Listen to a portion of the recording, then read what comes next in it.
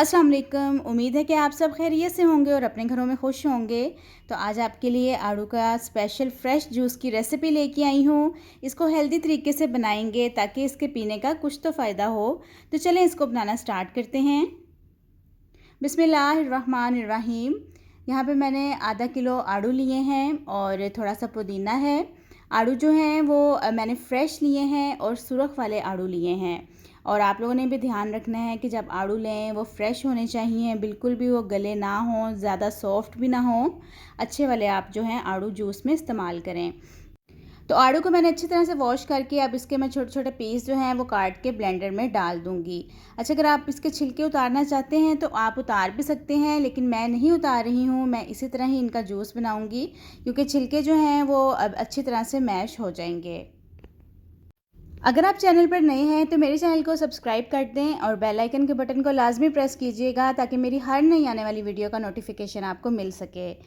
तो इसमें 2 टेबलस्पून मैंने लीमू का रस ऐड किया है, साथ ही इसमें हाफ़ टी स्पून काला नमक जाएगा जो कि इसके फ्लेवर को मोर इन्हेंस करेगा। और इसमें मैंने 3 टेबलस्पून जो है वो चीनी के ऐड किए हैं। चीनी आप अपने टेस्ट के मुताबिक कम ज़्यादा कर सकते हैं। हाफ़ ग्लास पानी का इसमें मैं ऐड कर रही हूँ ताकि ये अच्छे से ब्लेंड हो जाए। बाकी जो है वो पानी मैं बाद में ऐड करूँगी और बर्फ़ भी मैं बाद में ही ऐड करूँगी। मैंने इसमें काले नमक का इस्तेमाल किया है, लेकिन आप इसमें वाइट भी जो सॉल्ट होता है उसका भी इस्तेमाल कर सकते हैं, लेकिन काले नमक से इसका टेस्ट जो है वो ज़्यादा अच्छा आता है। जूस अच्छी तरह से ब्लेंड हो गया है, मैं आपको दिखा भी देती हूँ। तो बस आप इसको छान लेंगे। छान मैं इसलिए रही हूँ कि अगर कोई छिलका वगैरह हो तो वो पीते हुए मुंह में ना आए। वैसे तो अच्छी तरह से आड़ू और जो इसके छिलके हैं वो ब्लेंड हो गए हैं, लेकिन मैं एहतियातन फिर भी इसको इस तरह से कर रही हूँ। आड़ू में विटामिन सी जो है वो काफ़ी ज़्यादा होता है, तो आप इसका इस्तेमाल ज़रूर किया करें। जूस बनाकर आप इसका पी लिया करें या आप इसको वैसे भी खा सकते हैं।